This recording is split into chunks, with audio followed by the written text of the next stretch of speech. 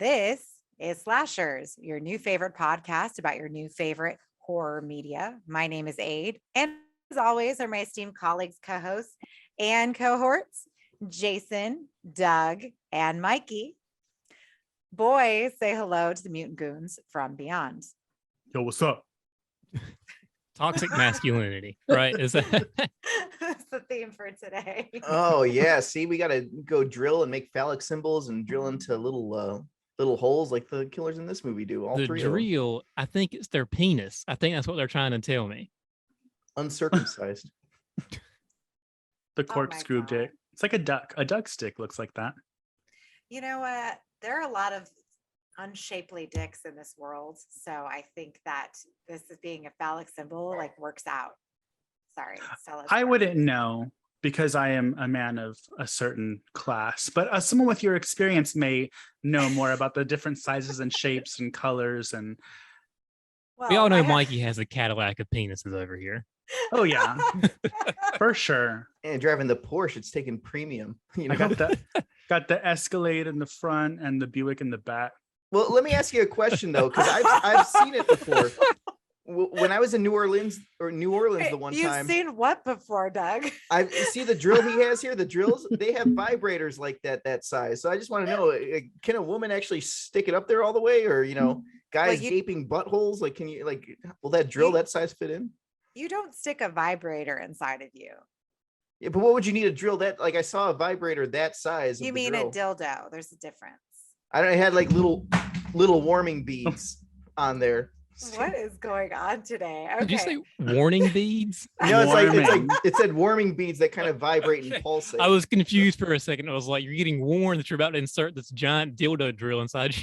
Oh, then you get like hot M&Ms. Yeah, there are vibrating dildos that have pieces that stick out, and you can stick some of it in you, and like some of it sticks out to like whatever. Why are we discussing this? And it was weird. I was just watching Seven, and I forgot about the part where the guy fucked her with that like razor dildo thing. Ew. For the lust scene. Yeah. And I'm like, this is horrible. I turned it off. I'm like, I don't remember this, and I don't want to remember it again. Yeah, I remember it like zooms in on the camera real quick, or like the picture of it real quick, and I was like, oh God, that sounds awful.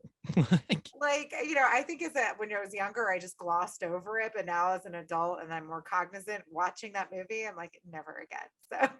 So that's just every night at Bar Sinister. So okay, he's literally tearing it up. Wait, Jason, I did not expect that from you. I know. We're discovering so much about Jason this week. We've seen his old picture and his long hair of 2014. That was like Tom Petty. Yeah. What year was that, Jason? That was like 2015 or 2014. I remember I had a long time when I had long hair when the Tom Petty Super Bowl debacle happened, where it froze on him for like a half a quarter of the football game. I remember I went to my public speaking class the next day, and my teacher walked in and goes, "Hey, I saw you for like 30 minutes last night. I appreciate that." Yeah. 2015 Jason should definitely be a driller killer in Slumber Party Massacre because he was murdering pussy at that time. Yeah. I bet your Xbox game tag was Pussy Destroyer 69X. Oh yeah. Okay, well, this is definitely not an HR episode, so not HR approved. Have all your work friends, Mikey. Oh God, that's awful. Anyway, okay, so I'm hosting today, so I guess I need to bring us back to the topic at hand today. Everybody, we are discussing Slumber Party Massacre from 1982 and Slumber Party Massacre of 2021, and we all know that in both films, there is a prolific, phallic, lovely drill that our murderer or serial killer likes to use to insert into his victims. And so I think that discussing phallus symbols in general and just telling you all what that means, because some people don't know what a phallus is. I'm very concerned by that. And a phallus is like a penis-shaped object, right? So Sure. It is fitting that a man would use this as a symbol and also as a murder weapon. So I don't know how you guys feel about the murder weapon at hand, but you know, It's stupid but iconic. Yeah, it stands out. It's definitely one of the more memorable. I mean, it's more memorable than a machete, which is like half of the slashers of this first wave, you know. Yeah, this is kind of especially with part 2, you get the guitar drill, but that's besides the point because we're not talking about part 2. But yeah, this is the only movie I know where the killer has a drill. Besides Driller Killer. Driller Killer, yeah. Well, other than the drill, this is also like one of the first slasher movies I know of where the killer never is hidden. You just see him like just a plain psycho. I guess a maniac, he's out, right? Like you can see him, but this one, yeah, that's another thing. Okay, let's get into the first one, I guess, since we're going to start talking about it now. So, Slumber Party Massacre of 1982, everybody. This was surprisingly it's a women-centered film, but it's also a women helmed film. We've got Rita Mae Brown wrote the screenplay, and it is directed by a woman. It's directed by Amy Holden Jones, and again, this is 1982, so we're piggybacking off of Roger Corman because he's involved in this, so we know that there's going to be some sleaze involved with this, right? We also know that it's going to kind of piggyback on the success of Halloween, Black Christmas, Friday the 13th, right? Because, all of these slashers are very prevalent at the time. And just like Mikey said, it's interesting. I don't know if this takes away with it. I wanted to hear your opinions on this. Does the killer being exposed the entire time, does it take away from the scariness of it all, right? Lack of a better term, the horror of it, because we know what he looks like and we see his face, does that take away? Because there's some movies where it's effective, like you have a movie like Hush, for example, that came out a few years ago. With Hush, he's masked at the beginning, but eventually he takes the mask off and he's stalking her, right? So I think it's effective in that manner, and in this film his face is out the whole time. So I just wanted to hear everybody's opinion on that. I think it works. Him just kind of looking crazy. He's like, he never blinks, I don't think, in this movie. Like, rarely if he does. He's very creepy. And it's not, this is never meant to be like a whodunit slasher. It's out in the open the entire time, like you were saying. And I think it works, that this guy is just crazy. You're not going to have to think about who's doing this. This guy's just crazy and he's murdering folks. It opens up with him killing that female repair woman, the telephone repair woman. Yeah. Who hits on the high school? He hits on the high school, like the high school boys are hitting on her and she's just letting them. She's like, oh, ha, ha, ha. It's like, maybe I might take you out on a date. Yeah. I was like, no, ma'am, you need to pretend that you don't like it at least. Because she was kind of into it. As far as the creepiness factor goes, I think it works for the movie because it's probably one of the reasons or one of the things people remember about the movie is, oh, that's the one where there's no mask, there's the drill. So I think it works in favor of the movie, but for the scare factor, I think it kind of lowers the scare factor for me. And I know we're not comparing and contrasting just yet, but I feel like it's creepier in the second remake than it is in the original. Because even though he is maskless, he does kind of portray himself as psychotic, but sometimes it's a little hokey, but it's 80s, it's schlock. Yeah. So I wasn't really expecting to get scared anyways. Well, the guy who plays Russ Thorne, the killer, Michael Villella, he read the book Helter Skelter in order to prepare for this role. So he's probably mimicking whatever the hell he read in that book about, what's his name, Manson. Yeah. So, the budget for this film, $220,000, it made $3.6 million at the box office. I'm like, are you fucking serious? That's actually pretty good. Yeah, that is really good. I'm like, really? I'm like, that can't be real, but whatever. That's just my research, y'all. But this opened up in September of 1982 in LA, November of 1982 in New York City. And from September to November, if you look at the competition, it really didn't have much. Alone in the Dark, I don't really remember that one too much, but Creepshow came out around that time, Piranha 2, Halloween 3, which we all love now, but I don't think it was as well received back then. No, they hated it. Yeah, we know it wasn't. Amityville Possession. I'm sure Doug's favorite. He loves Amityville. Oh yeah, especially two. Two's really fucking sleazy. I like that one. Is that the one with the nasty incest subplot? Yeah, the incest subplot and the guy that looks like a Gross. fucking pig. He turns Isn't into, like, a that pig. isn't that Quentin Tarantino's favorite horror film? Of it is, he's fanning his own nuts. So I think so. Well, and then of course we have they actually had an old production of Sweeney Todd that they released. I thought that was interesting. I didn't realize it was that old, but I guess it is. Who knows? Whatever. But from the rest of the year, from 82, some standouts were Poltergeist, Cat People, The Thing, Friday the 13th Part 3, Class of 1984. I'm sorry, the GTA is going on downstairs. We've got dogs barking. We've got fire engines, people. oh, that's Excuse me. fine. Mia T. Curtains is used to that San Pedro life, you know. she another- really is. You know, of course you had to put that in the beginning of the trailer, right? So I'm looking at it, I'm like, oh my God. So I just sent it to everybody and my dad's like, why are you touching your boobs? Adjusting, Dad. Adjusting. I'm like, don't worry about it. I'm famous. No, I'm just kidding. Anyway, so the rest of the year we have A Stranger is Watching, Basket Case, which we all love, and E.T. came out that year too. So I just thought it was important to kind of look at the competition.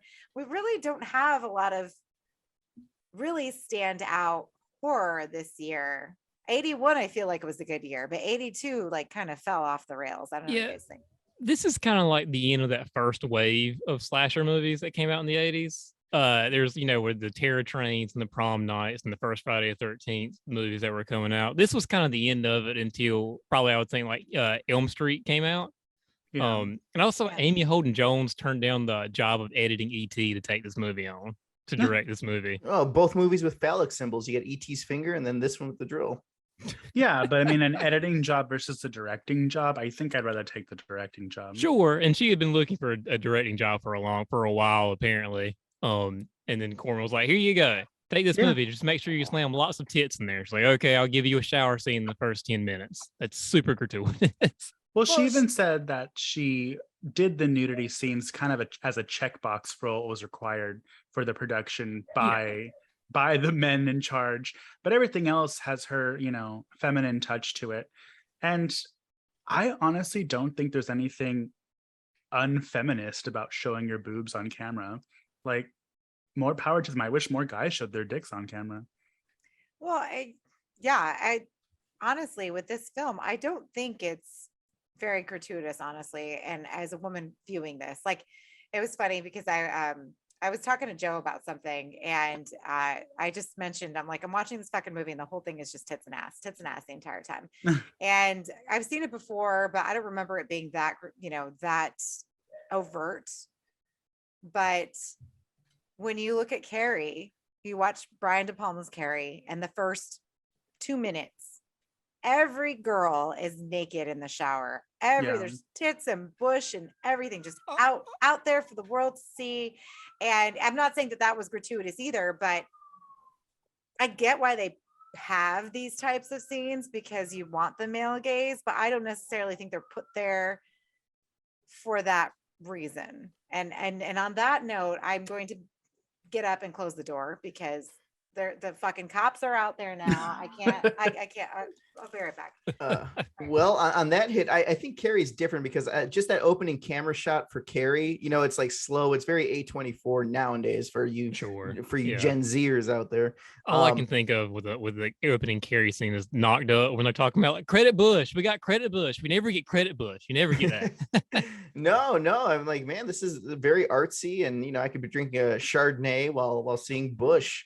That's how artsy it is. But where this one here, I feel like it's almost, well, I should probably wait for age, shouldn't I?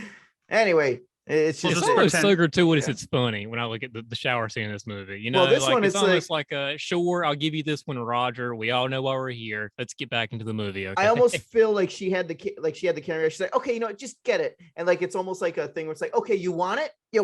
Well, here you go. And we're gonna zoom in, lower pan to the ass, pan up, pan dick down. There you go, Roger. There's your ass. You want your ass? There you go. You got your ass. I hope she just like looked right over to Roger Corman that day. Are you good? Is this good? Is this good? Okay, good. Let's go.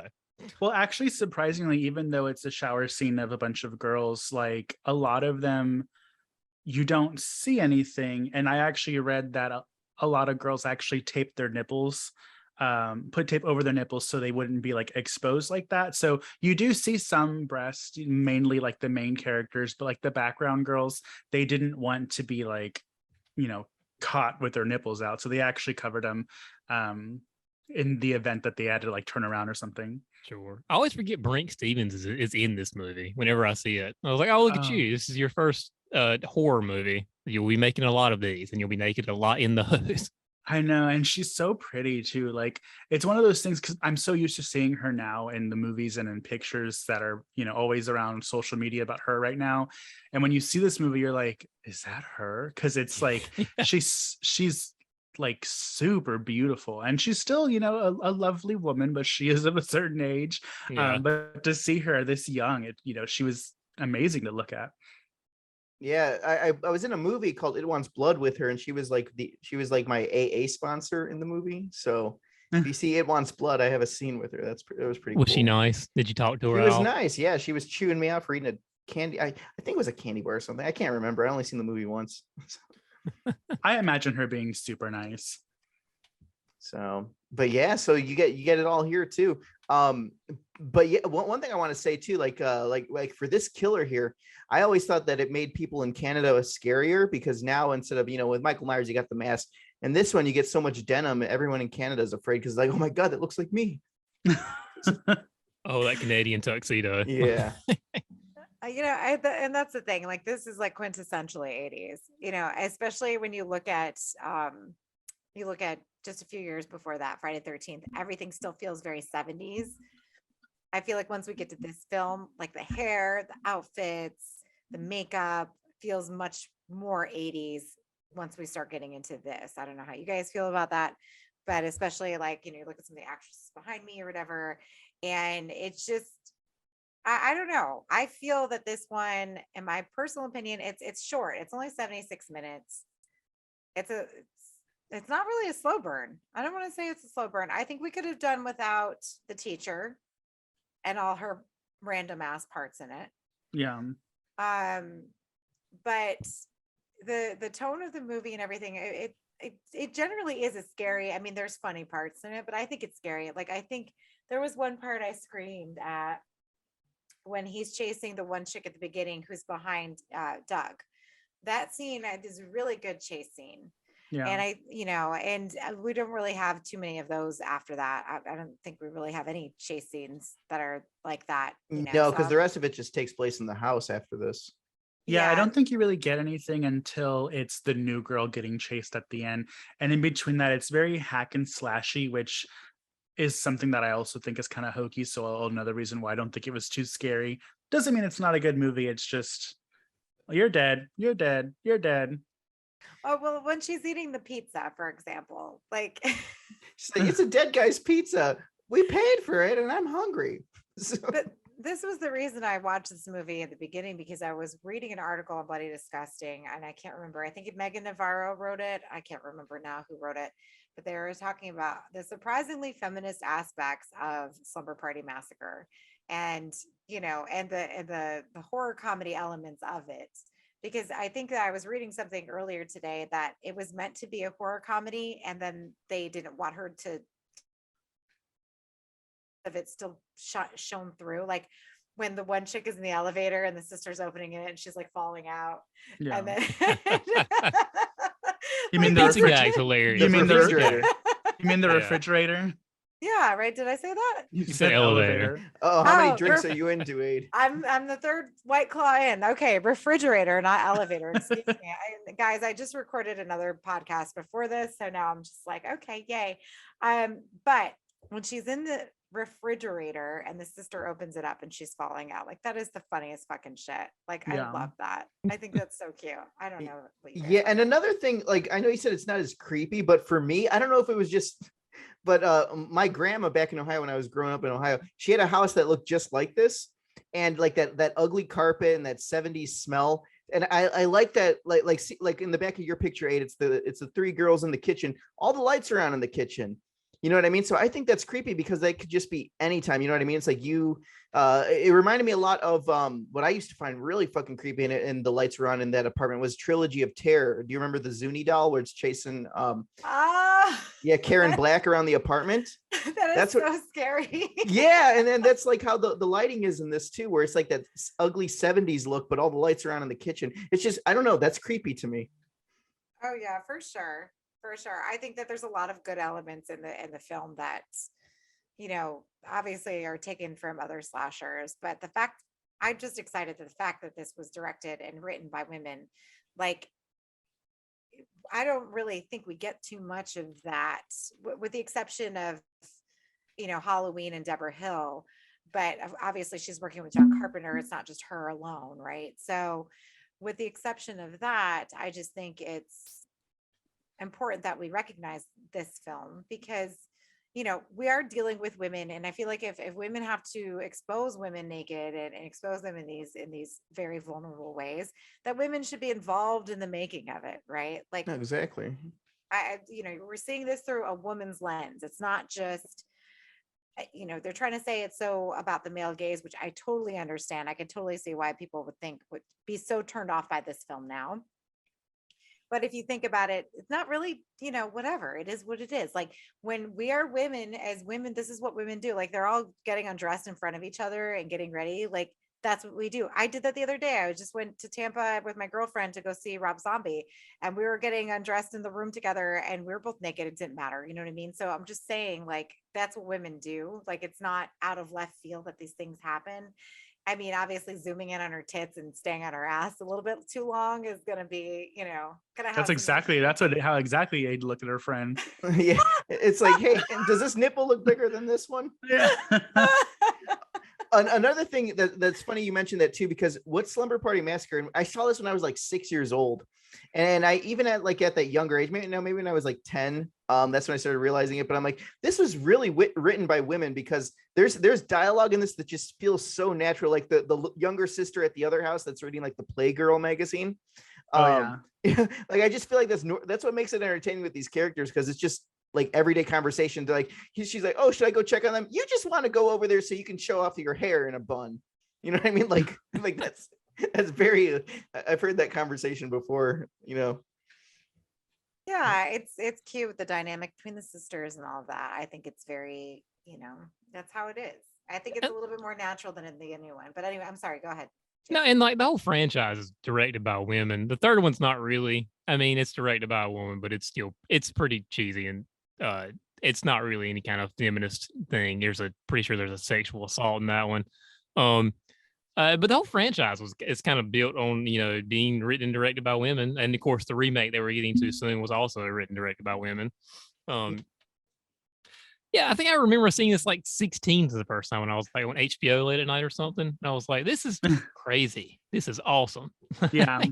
The biggest thing for me that I like about this movie is it's not a traditional like final girl at the end.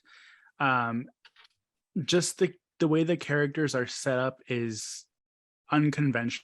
So you have the new girl that shows up and she's getting made fun of, but like she's not the main character, and the main character has friends. And then you have the new girl's little sister, and like while everything's going down, the new girl is still a character, but like from across the street. So at the end, it's almost like the girls were able to overcome this together, because you have 3 girls that survive, not just the typical one. And I don't know if I'm the only one that feels this way, but I always kind of like when it's like not the traditional like final girl, or like one girl and one guy that survive at the end. Sure, absolutely. And like I guess the real final girl, like she's out of it for most of the movie. She's just kind of like across the street. She doesn't know anything that's going. She just happens to like, oh, let's go. I hear something. Let's go check out on these girls that are hanging out right now. Yeah, because the actual main girl doesn't really do shit whenever it comes down to it. She's just like chastising her little sister for looking at Playgirl magazines all day. Yeah. This goes back a little bit, but I was going to say I did notice, I don't know, I mean, I'm pretty sure it was, but I think that they took a lot of cues from Halloween in the walking scenes, because these girls walk home from school, and I'm like, this is just like Halloween. But I loved it. Yeah, You know, I'm gonna say a bold statement here. I actually prefer this movie over the original Halloween. Like, I just find it more entertaining, and it's 77 minutes. Oh, hang on. How do I kick Doug out of the chat room? Yeah. Podcast is effectively over forever. Yeah. Well, Doug has said on the show before that he does not prefer the first Halloween. That is okay, Doug. We will not judge you too harshly for that. I'm a Halloween 2 and 3 guy, so. Yeah, and I get it, because the first one, it was still kind of feeling around with how they wanted to do it, do this. But in the same vein, Slumber Party Massacre and the first Friday the 13th, they all have that very kind of slow, like it takes them a while to get to what they need, where they need to be, right? Like they spent a lot of time in with Slumber Party Massacre with the two sisters going back and forth and talking and they're trying to develop characters here, but there was just so many characters, because I get it, they wanted to pick everybody off, right? Which is a really good effective way. Okay, we're going to have all these characters, so we have all of these people to kill, which is fun. But now that we have all these characters, I think they spent a lot of time for all of us to get to know every fucking character. Like, we didn't need to know. The only character they really didn't even focus on was, the black girl. And, she was the only one that didn't have, the black girl and the two behind me, the one that was in the refrigerator, not the elevator. Those two had like no kind of backstory, but everybody else had a backstory. The bitchy girl had a backstory with her ugly ass boyfriend. Oh my God. Girl, you could do better than him. And then we had a backstory with the two pervert guys watching them in the windows. We had backstory with them. We had backstory with the main girl, Trish, and she's trying to be grown up, so she throws her Barbie doll away. Like all this shit. We have a backstory with the new girl who's too tall and better at basketball than all of them, and she's got a sister, and for some reason her parents aren't home either. We have a backstory with the fucking pervy ass neighbor who's like hanging out in the house when she gets home. Like, what the fuck is that? Like, was he a pervy neighbor? Like, I don't know. I go back and forth on that guy. Is he pervy, or is he just like a neighborly neighbor who kills snails randomly in the middle of the night? I don't know how I feel about him. He tells her parents, he's like, don't worry, I'll make sure the girls don't get into any trouble. Like, no, you just need to make sure the house doesn't get burned down and nobody gets, nobody's, you know what I mean? Like, well, there is that weird comment that he makes. He's like, okay, fine, I'll leave as long as you don't tell your parents that I scared you. But I don't remember him ever scaring her. No. There's gonna be a Dateline documentary about that guy soon enough. Yeah, well, when she got home, he was in the house. So there's a lot of moments in the movie where you think the killer is there and it's not. It's one of those, I forget what that's called. Yeah, red herring. Oh, the red herrings. Have you seen Slumber Party Massacre 3, by the way? No. There is a scene that tops that guy. That's why I watched Slumber Party Massacre 3 last night, which is a great movie, by the way. Like, actually, I think it's creepier nowadays than it was back then. But there's a character that's the same red herring that stays in the house, and I'm like, oh my God, they should make a movie about this. This guy is so fucking creepy. And he's just a red herring. That neighbor, like with the long hair and like the he's super creepy. Yeah, and he's just standing there. He's like, do you want me to leave or like stay here? I know it's an open house. I like this house. I have a telescope that I'm going to watch you a little bit later with. Yeah, and he's like licking his lips and stuff. He looks like the teacher from Beavis and Butthead, the one like Mr. Van Driesen. Oh, the one they're always. Yeah, I know what you're talking about. Yeah. So, but that's what I'm saying. And the killer in the third one is an incel. So. Yeah, so it's even scary. It's like a guy from Reddit coming down saying, women are bitches. I'm going to murder women. So. Oh boy. Well, you know what it reminded me of was that guy, and he turned out to be the killer in Blood Harvest. That's who he reminded me of. And Doug, Blood Harvest, that shitty neighbor. The clown? Not the clown, the brother. The one that was feeling up Blood the Harvest. girl on the couch. I thought you guys did an episode. I thought we have an episode on Blood Harvest with Doug and Jake, and Doug's looking at me like I'm crazy. No, I think I did do Blood Harvest. All these movies are starting to run together, but I think I know. Is that the one with the scarecrow? No, forget it. We're moving it's got on Tiny from Tim Blood in it. Harvest. Yeah. Oh, Blood Harvest. Yeah. Yeah. Okay, yeah. Well, I'm thinking of like a Scarecrow movie, or You like think of Dark Harvest? Yeah, that's the one with Marvelous Mervo at Yeah, the service. exactly. That's Blood Marvelous Harvest. Mervo. That's my name. See, I remember these movies. I just gotta like knock it in the file cabinet up here every now and then. Your brain is just trash juice at this point. It is trash juice. Oh God. No, because I saw Doug's face. I'm like, why is he looking? Because I remember when we had to do that movie and Jake's like, all right, this is a fun one. Go ahead and watch it. And that was when I first started recording with y'all. And I was like, okay, fine, I'll watch it. And I hated it so much. And I'm like, what the fuck? Oh, I love that movie. Yeah. I thought you were talking about a movie like Dark Harvest, because that's the one that came to mind. But Blood Harvest. That's the one with Scarecrow, right? Yeah. Yeah, that's the one with the Scarecrow. No, the Blood Heart, it is so rapey and cringy and just overall terrible. And Tiny Tim's not even the killer in that. No, he's not even the killer. It's that creepy guy who looks like the neighbor from Slumber Party Massacre. See, it's all coming around, right? So. Yeah, it is. Well, I thought this guy looks like every Disney dad I've ever seen. Like that neighbor. Oh God. Well, speaking of being too rapey, there is a revenge movie out there, a female revenge movie that does not involve rape finally, and that is 2021's Slumber Party Massacre remake. Oh, thank you for the segue. I was literally just about to segue us in there, but Mikey did it.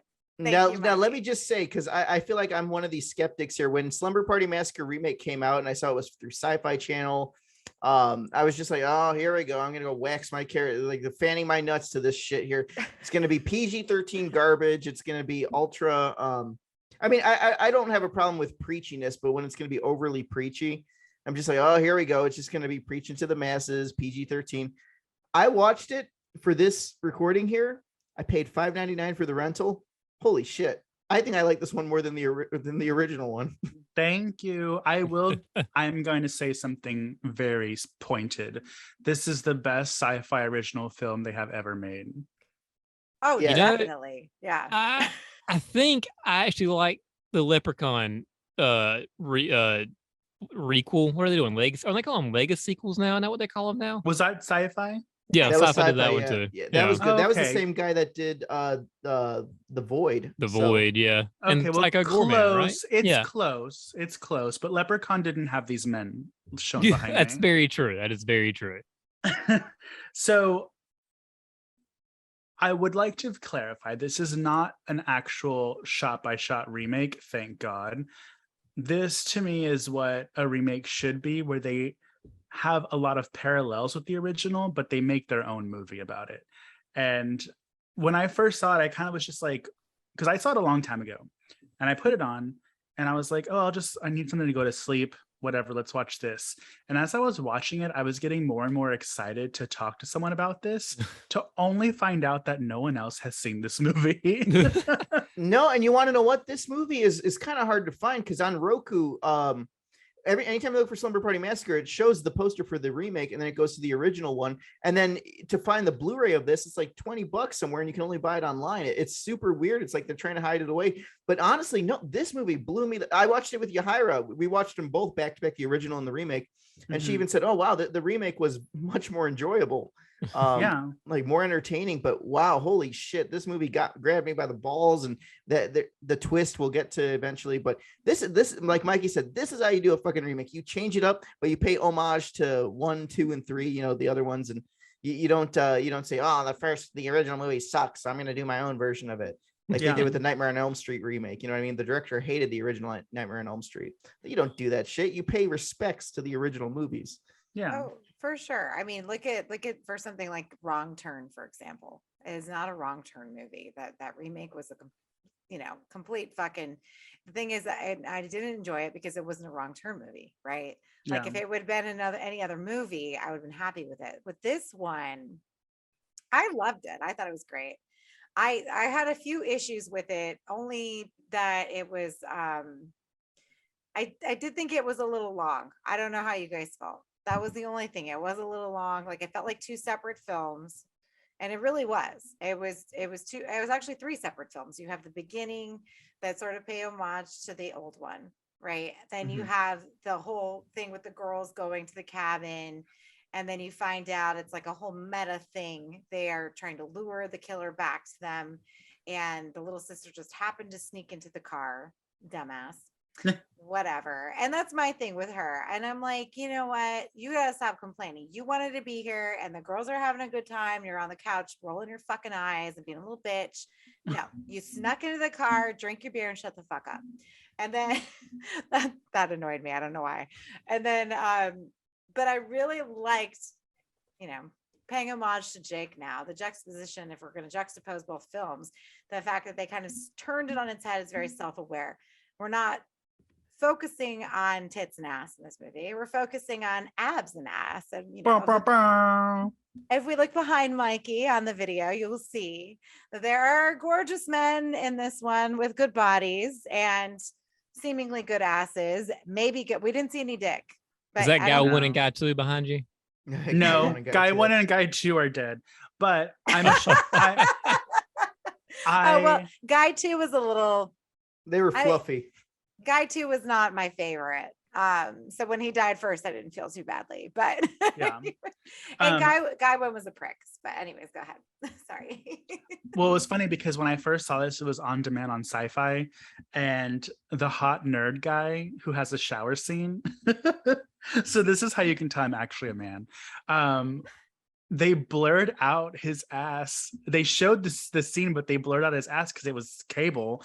And I was like, what the fuck? He's like the hottest thing I've seen in like 4 months, and you're gonna blur it. So that's why I bought the Blu-ray. Yeah, the Blu-ray, you could see anal camel toe. Like you could see in there. It's like it's a prostate exam. Oh. Yeah, he's like totally, and that's the thing is that with this one, I know Doug said it was hard to find. I did look today, you can look at it if you have premium premium Hulu subscription. You can watch it for free if you have Hulu, the premium version. But I actually paid 99 cents for it on Prime, but I think I had some credits because, you know, I let them deliver my shit late, so I get credits. Yeah, those digital credits come in handy. I don't want them shitting on my lawn because they can't go to the bathroom. I paid $5.99 for that shit. So I mean, hey, it's good shit. I was mad at first. I'm like, okay, but what I'll say is like when I was renting, I'm like, it's just all the same old stuff, just with a newer camera. And the killer was just kind of like, hi, you're pretty. Like the killer was creepy in this one, I thought. Well, they actually did all the same lines from the old one. From the original, yeah.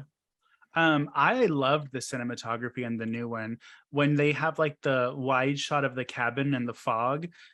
As it pans, you can tell that the fog is CGI, but that initial shot, I was like, oh, that's really pretty.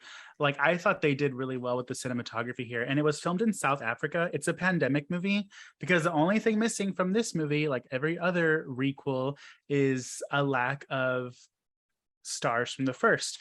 And they were talking to people to come to South Africa to be in it, but because of COVID, people weren't allowed to travel, which is why there's no original stars from the first one in the remake.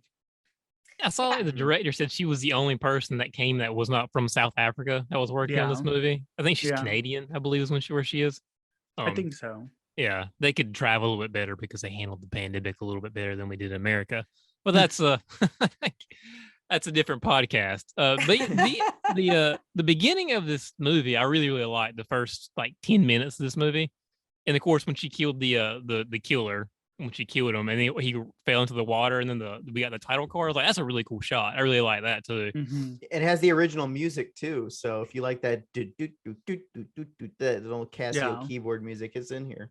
Very 80s, yeah. And so I think they did a really good job at sort of paying homage to the old one while creating something that was fresh and new. And it could have been very woke and preachy. I don't think it is.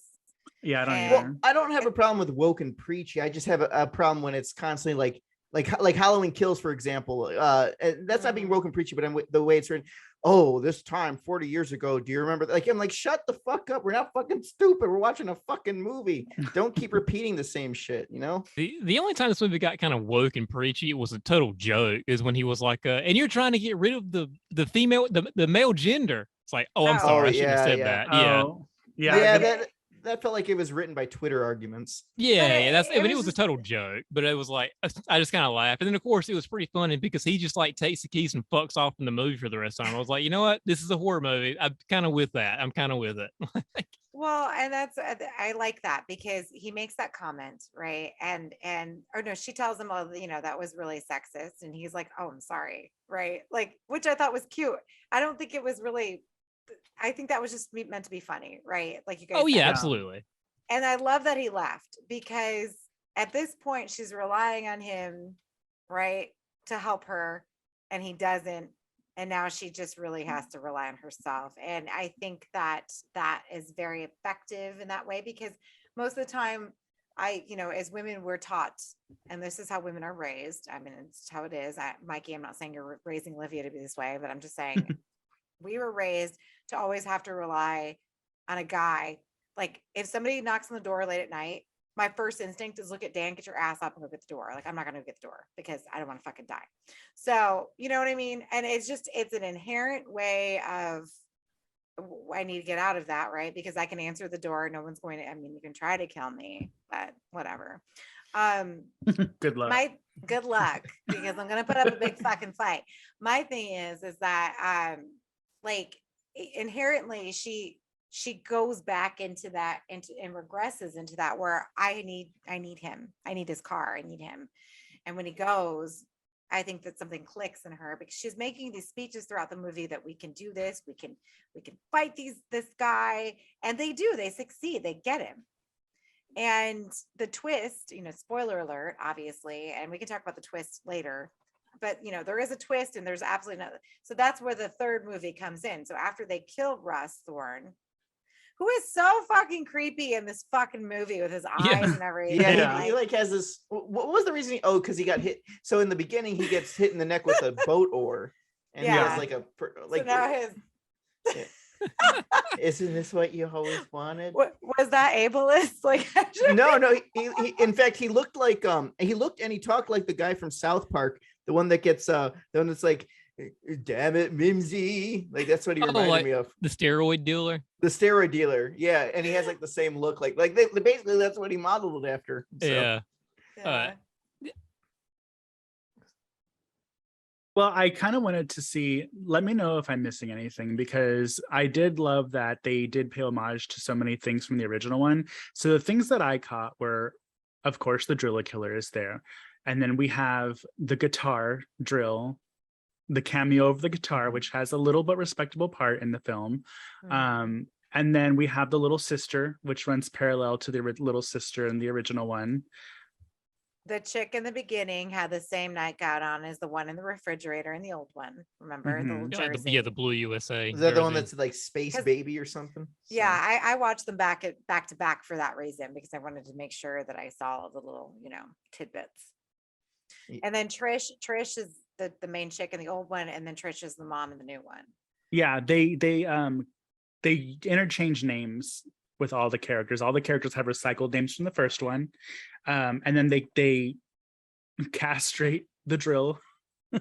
Yeah. That happens in both, right? With the machete. Yeah, it's shot for shot. When guy one dies, it's shot for shot from when one of the characters dies in the old one. The in between the leg shot with the guy, which I just love that they've replaced the girls with guys. And it's funny because they don't politicize it. It's literally the characters just fall into place. Like the girls are like the strong hunters looking for the murderer, and the guys, they even have a pillow fight. And they're not feminine about it. Like, and it's not too outlandish to be unbelievable, because I have friends that are fucking this stupid that would be doing stuff like that. I'm not gonna lie, I wanted to hang out with those guys playing beer pong and then having the pillow fight. I mean, granted, I'm not gonna be able to shred the pillow. Like that is I think about, like, you know what, my friends have done dumber stuff that we know we can't do, but it's like, you're bored, you're drunk, you're in the middle of nowhere. What can we do to entertain ourselves? Let's just shred a pillow real quick. And then, of course, it eventually turns into them throwing feathers at each other and giggling at how stupid they are. Yeah, and it was so funny. And then the pizza was a huge part in the first one and this one. Like, they really highlighted pizza. Yeah, I was when the geeky guy just grabbed that slice of pizza and ate it randomly when they went over to visit them. I was like, look at you just eating. Hey, that's what I would do. But then he freaks out because he sees all the knives and he's like, they're men killers. Yeah, and that's the thing, is that the men in this movie are not typical, not the typical tropes of men who would normally be in these types of films. They are genuinely scared of these women, and they're scared of what the women pose, and it's just funny. And they don't do it overtly. Like it's very, all of these things are subtle. And then like Mikey said there, to your point, everything is very naturally progressing, which is how, when you deal with these types of issues, and if you want to showcase these issues without sounding preachy and woke, this is the way that you need to do it. And for a fucking sci-fi original movie, what the fuck? Oh yeah, this was great. Yeah, take it from me. Like I was actually like, well, they're remaking Slumber Party Massacre. Why? It doesn't need to be remade. Or you know what I mean? It's like there's no point on it. But when I watched it, I'm like, this is better than the original one. And I thought it was funny that the guys, nerdy white guys. Well, the one guy, the beefy guy. I don't know if he This was, one. Yeah. I think he's Hispanic, but I thought it was funny that they all had a podcast. Oh yeah, they were obsessed with the podcast. I go, oh my god, of course. And now we're going to talk about it because we're a podcast, right? Like I know, so and it's meta. It's so cool because it's modern. It's something that applies to this day, and and there's no toxic masculinity with these guys, so you don't hate them. It's just I really liked it. Yeah, and one thing I noticed too, because I was thinking about it, because I listen to like a lot of true crime podcasts at work too, and like these podcast people, or just anyone in general, like especially Netflix, they make like these serial killers like infamous. They're like, oh, look at this serial, Richard Ramirez, da da da da. So imagine if these killers were still alive. Would people be afraid of them? Like that, like if you were doing a whole bunch of research on them, and then you end up going to like this cabin and you meet the serial killer that you've been talking about for years on a podcast, would you be afraid, or would you be like, oh my god, I'm a huge fan? I thought about that. So I think it would be like that movie Behind the Mask, where they're like super into it, and then at the end it flips and they're actually the victims. This is a bad idea. Yeah. Well, Jake interviewed the actor from that film. So yeah. Behind the Mask. Yeah. So you can, listeners out there, go listen to the archives. It's in there. The Rise of Leslie Vernon. Yeah, exactly. And and that's the thing, is like it's just one of those. I don't know why I keep saying meta. Is it meta? It's not meta. Yeah, this one gets a little meta. Yeah. Especially I think I kind of have an issue with this movie.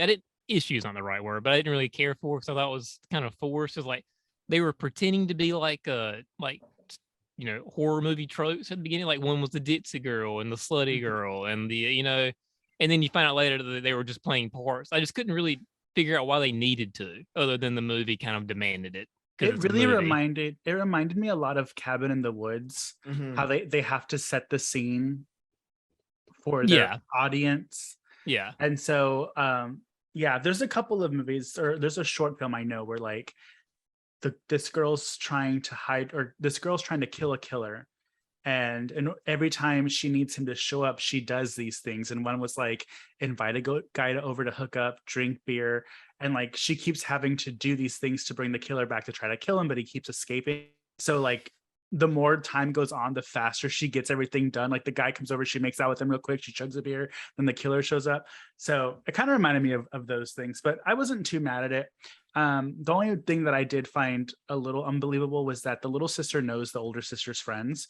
And like you said, there was the girl who was like playing ditzy, but as soon as it was uncovered, which by the way, in case you don't know, of people that are listening, the main girl is the daughter of a girl that was previously attacked by the killer. So they go and reimagine or like redo the whole scene that happened to her mother, so that the killer comes and they can secretly have a plan to kill him.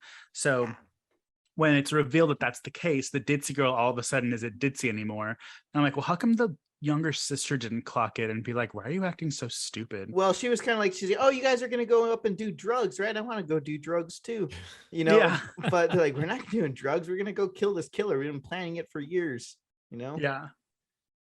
And then there's some with the brownies too. I remember, I remember the girl ends up throwing up with the brownies. That was like me when I had that spicy chicken sandwich. Yeah, like, and they were that was also kind of a callback for the first 10 minutes. They had brownies too, and they were also made sick. Yeah. Well, she got sick from the cookies, Oh, the cookies. Yeah. Oh, from the okay. It was the cookies. But that's how we Change knew that it wasn't the killer, and that's what I knew. The old lady was all kinds of fucked up, right? And she Did was anybody not- else kind of think like this is just as much of a Friday the 13th remake as the Slumber Party Massacre remake? That's what I was thinking. Like, we've got Pamela Voorhees over here. This motherfucking bitch is like defending her shitty ass son for killing. And she's like, well, I told you to stay inside. It's your fault because you're flaunting yourselves. Yeah. And It's I'm like your fault because you want to dress in front of the window and dance. I'm like, this is the moms of those sons that are like, oh, no one will get laid with me, you know. So it's really which is just funny because the people that were doing all that were the guys. But I will say the one thing that makes me cringe in movies, and I know why they were doing it, but then they also do it again afterwards, is when the characters have like a 5 people dance party when a song comes on. I'm sorry, that never happens. I've never seen that before. I didn't, No. but that was very like early 2000s Mary Kate and Ashley movie type shit. And I'm like, New oh, York we're all Minute. dancing. I know. I'm like, oh, okay. I'm like getting up and dancing in front of the TV because Dan wasn't home and nobody cares. So I'm just like having a good time. And I'm like, nobody does this. Okay, well, maybe I just misunderstand women because Aid just proved the point that a woman will dance by herself if the music comes on. It's really sad. She's over there doing the Carlton in front of the TV. Yeah. Well, that's okay. I'm Elaine. Aid's doing the Elaine dance, and the 3 of us are ripping pillows. Oh gosh, yeah. Oh yeah, the pillow thing is definitely believable. Hey, bro, can you break this pillow with your hands? Oh no. Oh yeah, absolutely. I 100% believe that. So I mean, this one was a lot of fun. If we look at the statistics really quick before we go, I mean, this 2021 was a good year, and I think this is why for me it flew under the radar because we had so many, it was right after the pandemic, and we've got things to look forward to again, right? So with the competition for this one, we had Paranormal Activity, Next of Kin, the same month. All My Friends Are. I didn't see that one. I have no idea. It was terrible. Go ahead. I've only seen the first one. Oh, I don't care. I mean, I don't mind the Paranormal Activities. I really don't. But well, see, the many, thing is, I love them. And so the reason why I verbally show my disgust to this one is because it was garbage, mama. So it's just basically Paranormal Activity Revelations, Oh my God, bless his heart. Okay. So we also have All My Friends Are Dead, which I really liked the cover, but I don't know the movie. Antlers came out. Fuck that movie. Last Night in Soho, which I hear was horrible too, but I love Anya Joy Taylor, whatever the hell her name is. Anya Taylor-Joy. Wasn't that Edgar Wright? Didn't he do that movie? I think so, yeah. I mean, it was supposed to be like a whole thing with that one. Yeah. And it just flopped. So who the hell knows? I think it was just him fanning his own nuts. He's like, oh, look how good my camera work is. Well, it happens. That's what I'm saying. Like, I feel like people get too up their own ass. Like, let it go. Horror Noir, which is an AMC original, which I wanted to include that one because it wasn't just sci-fi that was creating original horror films. AMC was doing the same. Nobody Sleeps in the Woods Part 2, which I believe Micah was talking about Part 1, saying it was good, and Part 2 came out this time. Night Teeth, which I really want to watch, which I think should be another Call Your Ghoul Friends episode, because it's about these 2 female vampires, and they like take their Uber driver on this like hellish night, and it looks like a lot of fun. Like it looks like a Ghoul Friends movie. I mean, guys don't have to watch it. I think it looks like a lot of fun though. Totes down. Totes. Okay, and then we have Halloween Kills. Yay! Hate it. Oh my God, did I hate Evil? that movie. Evil didn't die that night though. No, it did not. And my thing is there was a lot of good violence in that movie. I know. Just taken out Anthony Michael Hall. What the fuck? But we're not going to talk about that anymore. Well, let me ask you a question. Did you like Anthony Michael Hall, or would you prefer who's the kid from Terminator 2? Like, who would you rather see him on the big screen more? Edward Furlong? Edward Furlong goes suck a fucking dick with his fat. Oh, I hate it. Edward Furlong is like the equivalent of Anthony Michael Hall in Halloween Kills. I'm just like, what is it? They needed to bring back Paul Rudd and get rid of that stupid and it would have been fine. If Paul Rudd had came back to reprise his role of Tommy Doyle, I would have trusted Paul Rudd to be like, this is stupid. Let's try something else. Yeah, but he hasn't aged since that fucking movie, so nobody would believe that was Tommy Doyle. So, Fine, Very back- true. Bring back Josh Hartnett and just make me have a mess in my seat the whole time at the movie theater. With God, his that bad would be bedhead so haircut. well, he doesn't have it anymore. Ugh. Mhm. That's enough about Halloween Kills because I really hate that movie. Okay, we're Okay, moving we're, on. we're triggering Jason. Keep going. Moving on. VHS 94. There's someone inside your house, and Val I actually really want to see. It's like this demon who keeps this guy like prisoner in his home, but she's like fabulous, and I'm like, oh my god, I love it because I feel like that's how Dan thinks that I am. And then for the rest of the year, we have Malignant, Candyman, Dash Cam, Fear Street 94, Escape Room Tournament of Champions, Old, Lamb, The Conjuring, The Devil Made Me Do It, Don't Breathe 2, Intrusion, A Ugh. Classic Horror Story, Prisoners, and The Ghostland, Addams Family 2, the stupid ass cartoon, Ghostbusters Afterlife, Wrong Turn, Didn't The Spree come Forever out? Purge. Which one? That Joe Keery like Uber driver where he's killing everybody. Didn't that come out? Probably. That movie actually yeah. creeped me out. Yeah, Spree was creepy. I like Joe Keery. He's adorable. Anyways, but I can't really stop looking at these young boys. Well, in conclusion, 2021 was a shitty ass year for movies. Yeah, like especially considering the fact that we're coming out of the pandemic. Let's get some. I mean, I think we also had the Night House. Oh, I take it back. Technically, the Night House was released that year, but it actually came out the year before at festivals. So Yeah, I guess the biggest horror movie that came out last year was that Conjuring movie, but that movie sucks too. Like it was not really good. bad. Like the other three are fine. I'm not a big like haunted house person fan, but like they're fine. The Conjuring movies are just like Bible Man. Like it's like superhero Christian conservative. I would have to disagree with you that wasn't the biggest movie that came out that year, but I don't want to get yelled at. Well, no, I mean, I guess probably Halloween Kills. Because it was Halloween Kills. Yeah, it was probably Halloween Kills was probably the biggest one that came out that year. But I'm just saying, Conjuring, those movies are huge. Mhm. Even those Annabelle movies, which are pretty bad. But gosh, that movie just sucks. And that's the thing is, like, I really liked the first two Conjurings. The second one I've only seen one time, but I actually enjoyed that one. I thought it was good. Yeah. I hate all the Insidious, and honestly, it's and these are Blumhouse movies, right? So yeah, you gotta take them for face value. They make money, right? The kids can go see them because they're PG-13. Like my students are constantly up my ass. Miss, did you go see this? And I have to be nice. No, I didn't see it. Like, fuck your opinions. This movie sucks. Fuck Blumhouse. Like, we had a whole argument. I was literally going back and forth with one of my students about the new Chainsaw Massacre. And then another girl up in the back of the room, she goes, stop talking about that. I haven't seen it yet. I'm like, you shouldn't be watching it. You're too young. Don't waste your time. Don't waste your time anyway. I tell you, that Texas Chainsaw on Netflix, that's better than most of the stuff that came out to theaters. Besides X, I really thought X was great. Still need to watch it. Great. Black Phone is really good, by the way, too. I watched that the other day. I told y'all, Black Phone is good. But yeah, this back to I guess Slumber Party Massacre. They really dialed up that peeping scene to like back to 11. It was just like at the beginning of the movie where you just like start jerking off at the window. With that super hot guy. So ghetto. That you thought he was super hot? Guy. Yeah. Oh no, he looked like a little rat. Probably used like bubble gum wrappers on his teeth. Let me tell you something. A lot of my taste in men stems from the type of guys my older sister brought home when I was a young teenager. Machine Gun Kelly is from Texas, isn't he? And that was the kind of guy that and I was like, oh, he's cute. And then I was like, actually, he's not. And I know why. And what's he doing now? Working at a gas station somewhere? No offense to those who work at gas stations, but oh my God. No, and that's the thing. Like I can't even talk because you look at the guys I've dated and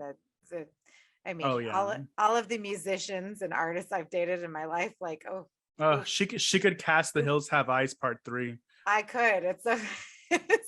Everyone's like, I go, if you can pick up a guitar and sing to me, I don't give a fuck. Like sometimes you don't even have to pick it up. No, you don't have just to play with your feet. I know. No, you'll get the Tarantino fans going crazy. Oh my God. Anyways, so I mean, for a remake, so for those of you who don't know, our listeners, we decided for the next couple of weeks, we're going to look at the original and remakes together in one episode. We've discussed this. I think it's a good idea. We've got a couple in the works for y'all. So, if there's anything that you really want to discuss, I mean, obviously Halloween is out. Friday the 13th is out. We're not talking about the same shit like everybody else talking about. Slumber Party Massacre, I think is great. We're looking at Prom Night, right? Suspiria. Oh, we could do Suspiria. Yeah, that would be a good one. Those are But two separate. We're movies. also looking at The Craft, right? So Yeah. I know, and I haven't seen the new one yet, so I can't even say. I think the new one is supposed to be like a part 2. Anyways, we're looking at, movies that are not discussed as much, but still get the metadata. So go ahead, email me 8slasherspod@gmail.com and let me know if there's something that you really want to hear, or just DM any of us, slide into Mikey's DMs. He deserves it. That's right. So, I think that this was a good one for once, a remake. And there's not, we had an episode on remakes that we've loved, and there's obviously great ones. We talk about Texas Chainsaw Massacre. We talk about the Hills of Eyes remake. Like, these are really good, solid remakes, right? But this is the kind of movie that's fun for it to be remade, because it's not like Slumber Party Massacre is some movie that people hide and like hold in high esteem, And everybody's like, "Oh, how dare you remake Slumber Party Massacre?" Yeah, well, see, the thing is, and I'll keep going back to it because I know a lot of people probably think like how I do sometimes. This movie, it's one of those, like, they remade Slumber Party Massacre. Wow, they really didn't. But this is one that they cared about it. Like, they actually went into it. Did we go into the third part of this where the mom ends up being the killer at the end? Not really. Yeah, we touched on it. Oh yeah, no. So like that's how you structure, like that's how you do a fucking remake. You change it up from the original.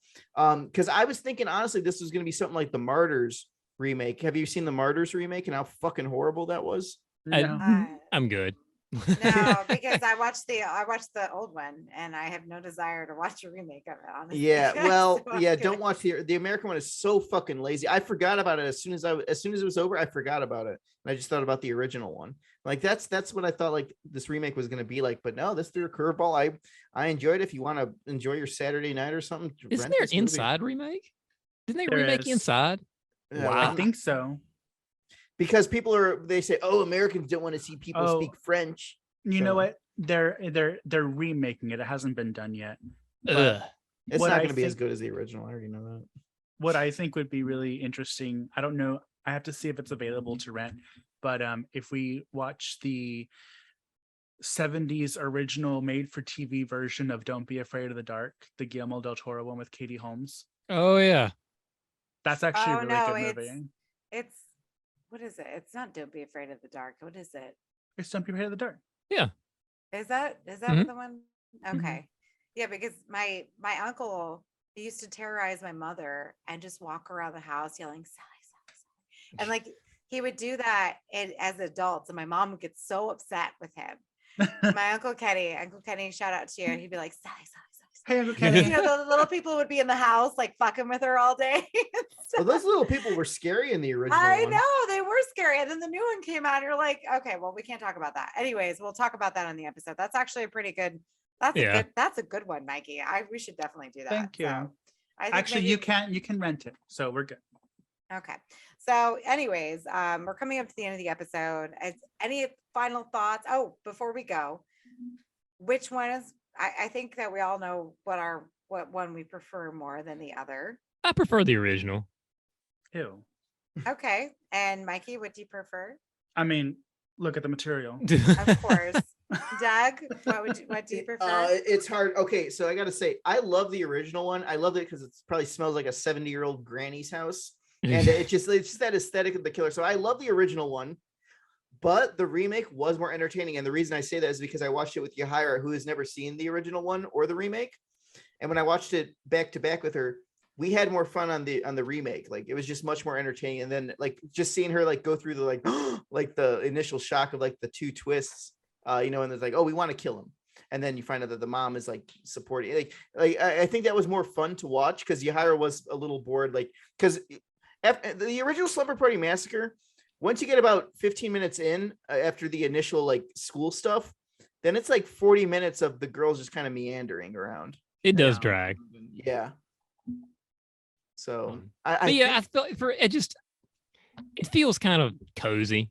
The original one over the new one. I mean, I was pleasantly surprised with the remake. I kind of was like, this will probably be trash, but who cares? It's sci-fi, Well, it blew me away. That was the biggest thing for me. Like it surprised me. I was surprised how well that TV movie was, and I'm just like, man, this is really fucking good. Yeah. Adrian, which one did you prefer? Well, the one that I guess I do like the old one. I like them both, but if I'm gonna watch it again, I do like the ambiance of the old one, just because I think it's a little bit scarier than the newer one. Yeah. Well, the one I'm thing not is really like scared when I watch the new one, I guess. I don't the know. girls in the original, it's like you could just leave the house, right? You know that. In this one, it's Oh, like well, they so got the stupid. woods around them. But there was, I think, the coolest kill in the remake was the one where the girl's like fixing the car and she gets her hair stuck in the fan because the mom like shoves the girl's head into the car engine. Like that was a great kill. Oh, that was a good kill. The That was guy good, kill, yeah. like the kills in the Yeah. remake are really good. The first guy kill with the drill to the face. Yeah, That some one was of them awesome. some of them are even CGI and you can tell, but they were still good. Like when he gets the girl through the throat in the beginning. Yeah. But you know, I just There's for a also the sci- shower scene. and the Yeah, shower. anal Oh, camel God. toe. So Oh yeah, and he gets that reciprocating saw right through his chest, right through the heart, if you will, Yeah. the heart Oh, with tattoo. the heart, because he's like, I have a girlfriend. I'm like, who fucking cares, boo? We didn't ask you. Like, Oh, what's I know. that? So I just, you know, as far as scariness goes, I think the old one is a little scarier, but this one was quite effective and did a great job. And so for a remake, a solid remake for a fucking made for TV remake, you know what? I think it's the Slashers podcast approval, in my opinion, and we all love it. I'm not asking Jake because I'm sure he'll hate it, but that's Jake. So well, I like You it. You know me, cooks. I love B movies and stuff, but yeah, this one won me over, and I had zero expectations. So let that be a grain of salt for you listeners out there. okay, well, we are coming up at the end of the episode, everybody. So with that, Mikey, where Yes. can you get our swag from? Where, if you wanted to buy a shirt with our name across your titties, where would you find that? Oh my God, Aid. If you wanted a t-shirt or a coffee mug or a mouse pad thing or a button or a sticker or a hat or something in between, you could always go to redbubble.com/slasherspod and look at all the merchandise we have available. The end. Awesome. Thank you. And Jason, if you want to support us monetarily, where would we go?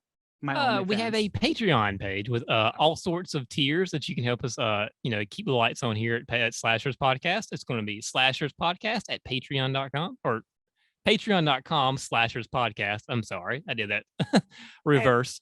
But lots of tiers that you can do. And we appreciate all the help you could possibly give us. Helps keep the lights on. All right. And Doug, if we want more of Doug and Yahira and all of their half naked glory, where could we find y'all at? Well, on brazzers.com. Well, okay. So you can go to, if you have a Roku, download B Movie TV. It's a free streaming channel. They show a bunch of great B movies. I host Friday Night Action. Fridays at 8 p.m. We always show like a pretty crazy movie. Yahira and Jake are on Saturdays at 10 p.m. for Saturday Night Tears. They fluctuate between whatever episode it is. Then we have Grandpa Oates Sundays at 10 p.m. And then we also have, there's little commercials for Slashers Pod and Damn That's Scary that come on in between the commercials and stuff. And the movie I've been working on tirelessly, and if for you video people, you can see the bags under the bags of my eyes. But I'm working on Trash Juice, and everyone's in this movie. Jason, I didn't get you in this one, unfortunately. But it's cool. I'll get the next round. Yeah, but Aid's in there, and you could check out the trailer. So go to youtube.com and type in Trash Juice 2022, and you can watch the trailer for there. And our lovely Aid is there playing San Pedro news reporter Mia T. Curtains. And Mikey's in the movie too, but we haven't got shooting your special scenes yet. So you'll notice the scenes that you're supposed to be in with me. You play my brother in the movie. We had to like cut close so we don't see the other character. Yeah. So yeah, Trash Juice, that's going to be playing out. We're going to find some streaming things. I did get a message from a pretty prolific distributor, one of my favorites. So hopefully something comes from that, but I don't want to say anything now because I don't want to jinx myself. But yeah, if you guys are in the area, so San Pedro at the Terrace Cinemas, October 12th, you can buy your tickets online, lividmedia.com. Trash Juice and the other movie that I'm in, Like Father, Like Daughter, they'll be playing October 12th at 7 to 10 p.m. So it's a really sleazy, gory double feature.